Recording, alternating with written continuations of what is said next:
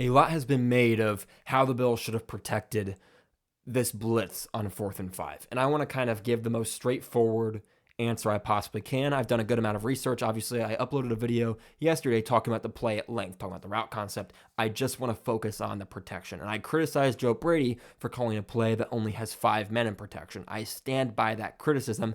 I would have preferred a 6-man protection or maybe even a 7-man protection, especially against this look, had some kind of a check that Josh Allen could have done at the line to say, hey, check, maybe move Kincaid over here or move Kincaid attached to the line and then you can slide right away. Something to attach someone to the formation to add a 6-man in protection.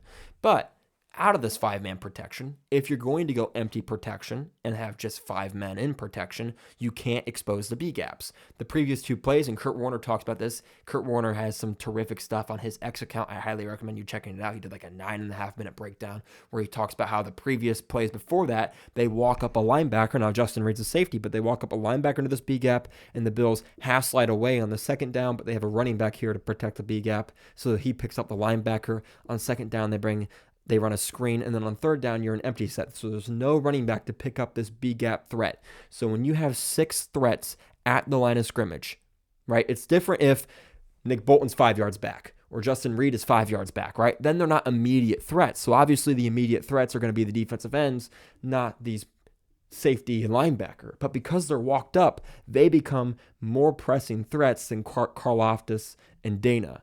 So because that's the case, you have to do a full slide to one of the sides.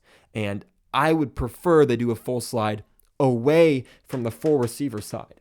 Because when you have empty protection, you have what's called a hot read. Now, if you're not familiar with hot reads are when you're throwing a blitz, you're throwing into the blitz. So when a defense blitzes you, the immediate void in its coverage is going to be wherever they blitzed.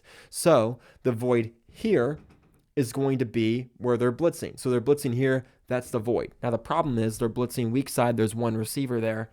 What does that mean? It means you have 1 hot option. And if you want to throw this ball to Ty Johnson on the shallow cross, there's a very high probability that Jaden Hicks rolls down, makes the tackle before he gets to the line to gain. He's rolling down, he's over in position. If Josh Allen throws this ball hot, he's probably going to make the tackle about 4 yards upfield, so that'd be a yard shy. That's what it looks like to me. I don't think Ty Johnson gets the first. Now, if you slide right, for one, you pick up the blitz, you leave Dana free, right? So Dana's going to be free, and the safety's going to be free because you're going to block Chris Jones. Left guard's going to have his eyes on Bolton. Center's going to have his eyes on number 90 here, Charles Omenihu. 64 here, Osiris Torrance would actually block Justin Reid instead of letting him go by because they were on a slide left. So he has his eyes on Omenihu, and because Omenihu goes inside, he moves left, and that opens up the B gap for Justin Reid to move in. So that's why Justin Reid comes free. But if you slide right, that's not the case. So you're able to pick up this blitz here. Dana's going to be free. And now, if you bring any pressure off of this left side, what do you have the option of doing? You have the option of throwing with 4 receivers in the immediate area. So that's a whole lot better than blitzing than pressure here and having 1 receiver in the immediate area with the safety close enough to make a play. Now there's 4 receivers the defense has to account for. They don't have enough guys. And because Dana does drop out, that actually would have made it even easier than what the plan would have been, because now there's literally no one free except this corner. So Josh Allen can kind of drift left, buy time, and find someone open. Kincaid gets wide open. Josh Allen finds Kincaid, delivers a catchable ball. It would have been a lot easier to catch, though, had he had time to set his feet and actually rip it. He would have been afforded the opportunity to do that had they slid the correct way. I just don't agree with sliding to the 4-man side. I know it's Chris Jones. I know you want to slide to Chris Jones, but the reality is with 6 men at the line of scrimmage, you're not going to have the opportunity to double Chris Jones anyway, because the left tackle is going to be focused on Dana, the left guard is going to be focused on Jones, the center is going to be focused on Nick Bolton. So a double team on Chris Jones is not happening here. There are 6 pass rush threats. Someone is coming free potentially if they bring those 6 threats, and they only bring 5, but the way they do it is designed to get someone free.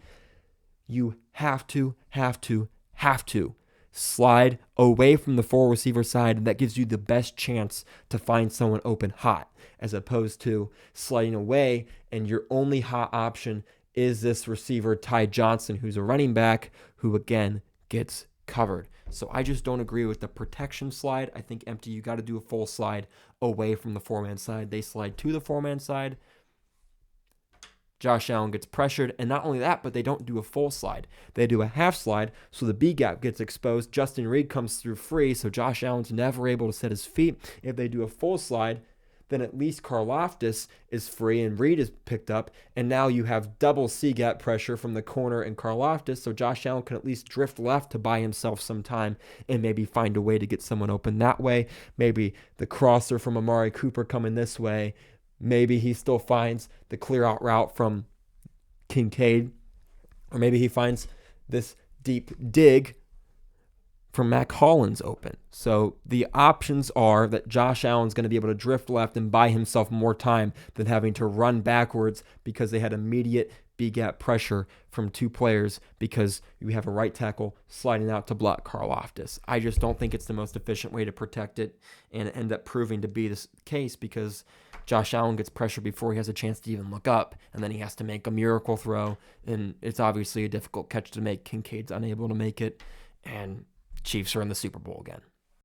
Now, the next question everyone's going to want to ask is, whose fault is it, right? The finger's got to get pointed at someone. A lot of high emotions on the line, a lot of money on the line. People are upset whenever the team they want to win doesn't do that. So, understandably so, the finger's got to get pointed at someone. So, as far as who to play the blame game on here, I don't exactly know. My guess is a combination of Josh Allen and Joe Brady. These are things that get talked about throughout the week. I would imagine they call that play on 4th and 5 with the game on the line because that is a play that they said, hey, 4th and medium, game on the line. We need a first down here on a 4th and medium play. This is our 4th and medium play. I guarantee you this play was practiced, repped in walkthroughs, practiced 2, maybe 3 times this past week. It is a play they planned on going to in a high-pressure situation. Despite knowing that Spags is going to send heat, their go-to is a 5-man protection. I have a problem with that at its core, but in terms of just discussing the protection was talked about, right? So there was a meeting, and they said, we want to slide left. And I want to know why. I would love to know why. Out of curiosity, I would love to know why that was their decision.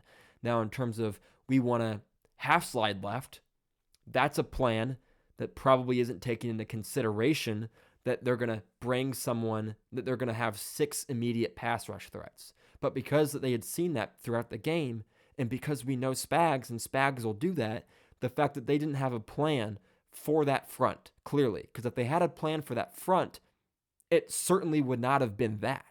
It would have been something different. A full slide right, a full slide left. Certainly not a half slide left that leaves your right side B gap completely exposed. There's no way that was predetermined, pre-planned. So I don't know what their plan was. It seems like they didn't have one for that look because they ran the play anyway, and they just kind of hoped it would work out. Justin Reid came free, and that's that. You protect that B gap, you have a real shot of completing it. So I don't know who's to blame. It's probably a combination of Josh Allen and Joe Brady. Maybe they had a plan. Josh Allen forgot to change the protection to it. Maybe it was too loud to change the protection. Maybe Spencer Brown thought it was a half slide when it was supposed to be a full slide left and he was supposed to take Justin Reid. Tons of possibilities. I don't know the answer, but certainly the Bills know the answer, and it's unfortunate that it went the way it did. They're going to have to get that figured out, and that is a mistake that someone will be thinking about all offseason. Probably Josh Allen and probably Joe Brady.